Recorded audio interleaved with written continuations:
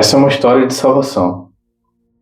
Conta-se que um homem, ao se afogar, lutava com todas as suas forças contra a correnteza. Nadou, se esforçou, insistiu, tentou de todas as formas, mas não conseguia sair da água. E não tinha força também para pedir ajuda. A cada momento que passava, a sensação que ele tinha era de que seu tempo estava acabando, que a sua força estava acabando e que nada ia poder tirar ele daquela situação. Porém, não muito longe dali, na areia, um homem observava. Ele observava não com indiferença, mas ele observava com misericórdia. Aquele homem já estava preparado há muito tempo para levar a salvação a quem precisasse em caso de afogamento. E foi o que ele fez. Ele entrou no mar, enfrentou as ondas, enfrentou a correnteza, se aproximou daquele homem que, exausto, não conseguia pedir ajuda, não conseguia se ajudar, tomou aquele homem pelos braços e trouxe ele de volta para a areia. E, de alguma forma, essa é a nossa história com Deus. Na nossa história com Deus, nós nos esforçamos para sermos melhores, lutamos contra a correnteza, usamos toda a nossa força e muitas vezes temos a sensação, e é uma sensação real, de que isso não é suficiente para produzir uma salvação em nós. Não é suficiente. Mas aquele que ajuda, aquele que vem de fora, aquele que vem do alto, o próprio Deus, ele sim, ele tem a força e tem a maneira necessária para nos resgatar espiritualmente, ou seja, nos reconectar com Jesus. Nós já meditamos em Gênesis capítulo 3 que através do pecado o homem amaldiçoa a si e a terra, e que nós herdamos esse pecado, e que todo aquele que nasceu desse pecado enfrentará em algum momento o juízo de Deus, a ira de Deus. Mas por iniciativa de Deus, por misericórdia de Deus, ele decidiu, e essa decisão foi muito antes de que nós viéssemos a pecar, que ele iria nos salvar. Eu vou ler um texto aqui que se encontra em Apocalipse. Esse texto já revela a iniciativa de Deus em salvar o homem, a iniciativa de Deus em buscar a salvação do homem, o desejo do Senhor de nos abençoar. O texto diz assim: o cordeiro que foi morto desde a fundação do mundo, Apocalipse 13, capítulo 8.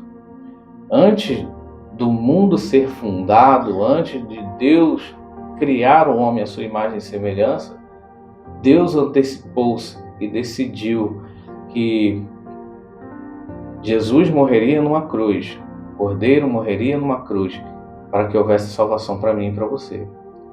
É um ato de amor. Não foi um acidente Deus entregar o seu filho para que a gente fosse salvo. Não foi uma escolha que Deus precisou fazer assim que o homem pecou. Deus decidiu criar. Deus, na sua onisciência, ou seja, o Deus que conhece todas as coisas, sabia que o homem iria pecar. E também, por sua maravilhosa ciência, sua onisciência, seu saber, antecipou a nossa salvação. Em Efésios capítulo 1, 4, diz assim: nos escolheu nele antes da fundação do mundo. Talvez você pergunte assim: por que Deus permitiu então que o homem caísse? Deus nos deu liberdade. E essa liberdade é o assunto que nós vamos tratar no próximo vídeo. Nesse vídeo nós vamos tratar sobre a iniciativa de Deus para salvar o homem do pecado, da ruína do pecado. Aqui Deus amou tanto o mundo que antes mesmo de criar, ele decidiu salvar. O ato da salvação de Deus é um ato anterior ao ato da criação. Como nós lemos, a palavra diz assim: o Cordeiro que foi morto desde a criação do mundo. Em Romanos 5,12, a palavra vai dizer que por um homem entrou o pecado no mundo. Mas desde o momento em que Adão pecou e Eva também, Adão e Eva pecaram ali no Jardim do Éden, Deus já anunciou para esse casal, e assim anunciando também para a humanidade, que em um momento surgiria aquele que ia salvar, trazer uma salvação definitiva ao homem. E da semente da mulher viria um homem que pisaria na cabeça da serpente. Você pode ver o vídeo anterior, né?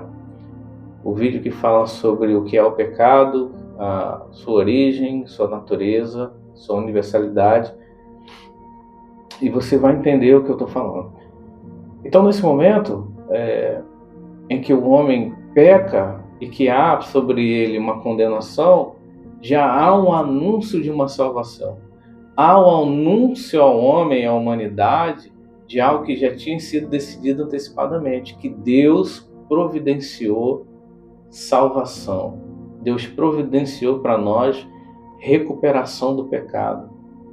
E assim, irmãos, Deus nos dá gratuitamente aquilo que é mais importante para o homem, que é conhecer o seu Deus, se reconectar com Deus, se reencontrar com Deus, se religar ao Senhor. Essa ligação que foi perdida por conta do pecado. Deus também nos dá, junto com isso, a esperança de uma vida eterna. Aliás, uma vida eterna ao lado de Deus, uma salvação eterna. Porque o salário do pecado era a morte, e a morte eterna, uma separação eterna de Deus. E nós conhecemos isso como um inferno, ou seja, o lugar da ausência completa do Senhor, o lugar da ausência completa da bondade de Deus. Deus assim desejou, foi atrás do homem, entrou no mundo do homem. Deus se fez carne, Deus habitou entre nós na figura do nosso Senhor Jesus Cristo. Deus preparou o caminho ao longo da história e foi apresentando isso ao homem. Em Hebreus 1, versículo 1 e 2, a palavra diz assim: falou pelos profetas, nesses últimos dias nos falou pelo Filho. Gálatas capítulo 4, versículo 4, Deus enviou seu Filho. Deus enviou seu Filho para que pudesse pagar pelos nossos pecados. Quando a palavra diz que Jesus Cristo é o Cordeiro de Deus, que foi morto desde a fundação do mundo, é que em um momento da história, Deus ensina um caminho ao homem, que dá leis e instruções ao homem em que ele pode sacrificar um animal, que esse animal substituiria a sua culpa, e esse animal seria morto e assim o seu pecado perdoado. Porém, esse ato, essa liturgia, esse sacrifício, ele é limitado, porque ele não cura o pecado no coração do homem. O homem sempre pecará, não se arrependerá, viverá atormentado pela angústia, pela culpa do pecado, e sempre haverá necessidade de novo sacrifício. Porém, quando Cristo vem e toma sobre ele os nossos pecados, recebe sobre ele os nossos pecados, e Deus derrama assim o seu julgamento sobre Cristo, assim acontece o sacrifício definitivo. Aquele sacrifício que é capaz, pela sua grandeza, de ser um sacrifício definitivo para justificação dos nossos pecados. Nós teremos no sangue de Jesus os nossos pecados perdoados. Por meio do Espírito Santo, Deus chama, convence e transforma o coração do homem. O próprio Deus nos dá meios e maneiras para que nós sejamos salvos. Ele nos dá meios para que nós possamos ir até o Senhor. E o Espírito Santo age em nosso coração, age por meio da pregação do Evangelho, para que quando nós ouvirmos a palavra, essa palavra gera em nós fé. A fé vem por ouvir. E ouvindo essa palavra de Deus, nós possamos decidir. Ninguém pode vir ao Pai senão por mim. João 6,44. Tito, capítulo 3, versículo 5, a palavra diz assim: nos salvou pela renovação do Espírito Santo. O Espírito Santo é o próprio Espírito de Deus. Ele é uma das pessoas da essência de Deus, da Trindade. É Deus Pai, Deus Filho, nosso Senhor Jesus e o Deus Espírito Santo. Jesus se fez carne para nos salvar. Tomou sobre si os nossos pecados. Recebeu a ira de Deus sobre a vida dele e, tomando os nossos pecados, cravou ele numa cruz, morreu pelos nossos pecados, porém ressuscitou. O Espírito Santo, ele age no nosso coração de forma que nos convence, nos impele. Em uma passagem, enquanto os discípulos caminhavam com Jesus, sem saber que era o próprio Cristo, e Jesus pregava para ele, explicava para ele o que deveria acontecer com ele, o que as Escrituras diziam sobre o Messias, sobre o próprio Cristo, e eles diziam assim: acaso não ardia o nosso coração? O Evangelho não é só palavra. Quando nós ouvimos as palavras da Bíblia, as palavras de Deus, o Espírito Santo age no nosso coração e na nossa mente de forma que a gente possa entender o plano de salvação, que a gente possa receber na nossa vida o dom gratuito da salvação que Jesus conquistou para nós. O homem crê, mas essa fé é o resultado da graça de Deus. Efésios 2:8, a palavra diz assim: pela graça sois salvos por meio da fé. Atos 16, capítulo 14, diz assim: o Senhor lhe abriu o coração. A Bíblia nos mostra que toda a iniciativa para a salvação do homem parte de Deus. Ele decidiu antes do nosso pecado que Jesus Cristo morreria, que o Cordeiro seria sacrificado por nós. Ele anunciou a Adão e Eva que da semente da mulher nasceria um homem que pisaria a cabeça de Satanás ou da serpente. Ele enviou seu Filho que se fez carne.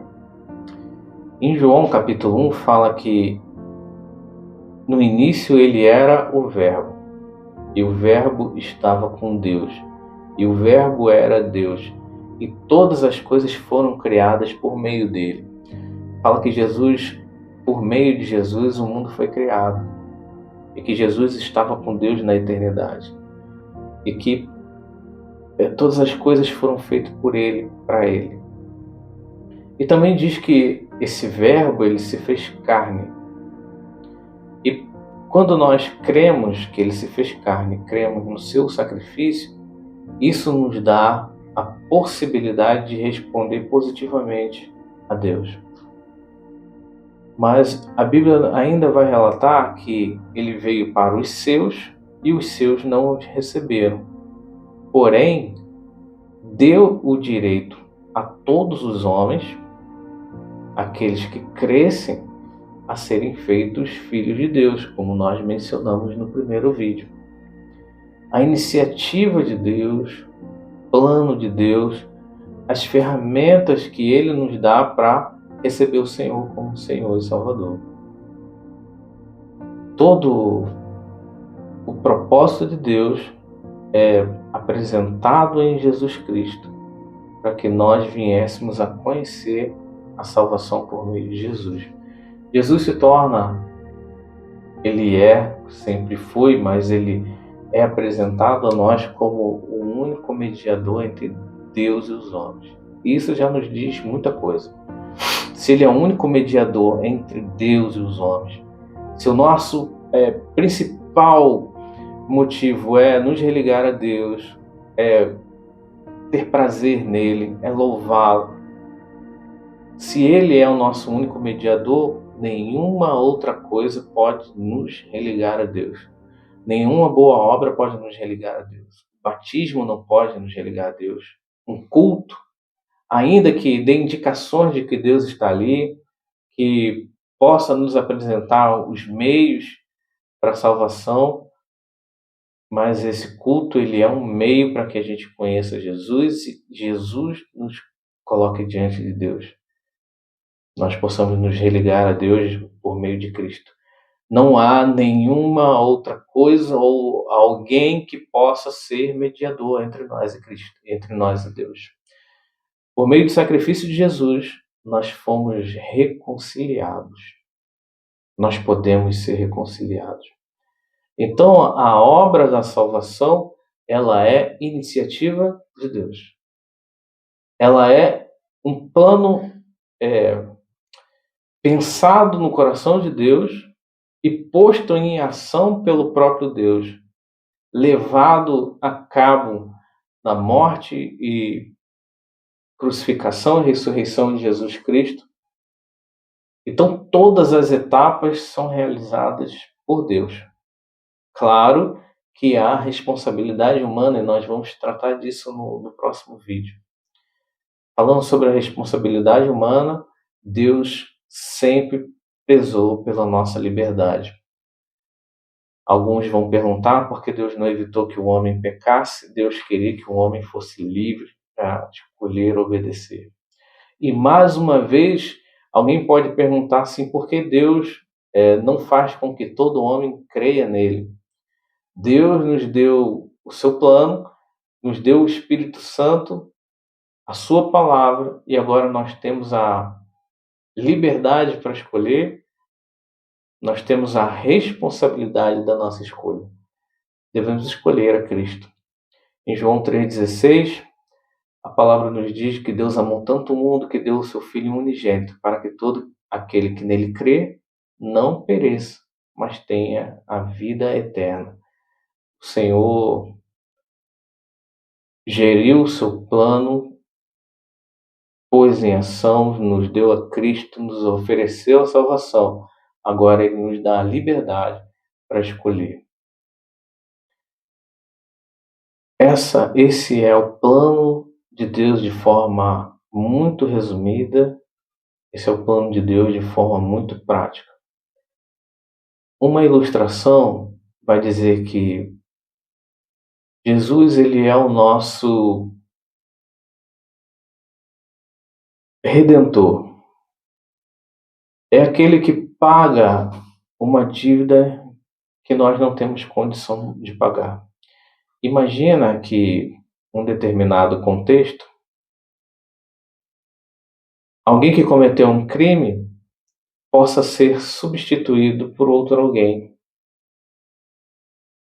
Imagina que um homem está diante de um juiz, ele é culpado, ele atesta a sua culpa, todos sabem que ele é culpado, inclusive o juiz, mas quando aquele juiz está para julgar a sua causa e assim condená-lo, entra um homem e diz assim, eu vou substituí-lo. Imediatamente o juiz aceita que esse homem cumpra a pena no lugar do culpado e libera o culpado justificado ou feito justo da sua culpa. É isso que Cristo faz por mim e por você. A ira de Deus que estava destinada a nós, que nós deveríamos encontrar com ela e sermos julgados por ela em determinado momento, foi tomada por Cristo. Cristo entra nesse tribunal de Deus, oferece a si mesmo em cumprimento da nossa punição e nos libera. É algo feito de graça. Nós não tínhamos condições de pagar. Nós não oferecemos nada que pudesse pagar essa dívida, nada que possa pagar, principalmente o sangue de Cristo. E o juízo, o próprio Deus, nos libera aceitando que Jesus nos substitua. Jesus, então, é aquele Cordeiro perfeito que é morto em lugar do homem, uma única vez e de forma definitiva. Quem crê que Jesus é o Filho de Deus e que tomou sobre si os nossos pecados e que pagou na cruz, e assim levando sobre ele a nossa culpa, cravou a nossa culpa na cruz,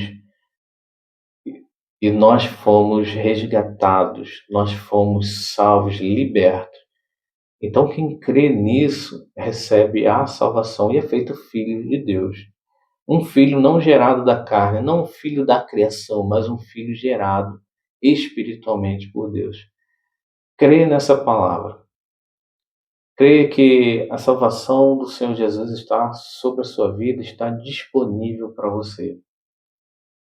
É de graça, exige apenas que você creia e que você se torne alguém semelhante a Cristo. Deus abençoe você. No próximo vídeo nós vamos tratar sobre a liberdade do homem, sobre a sua liberdade de escolher e sobre o resultado da sua escolha. Que Deus possa estar abençoando você em nome do Senhor Jesus Cristo. Amém.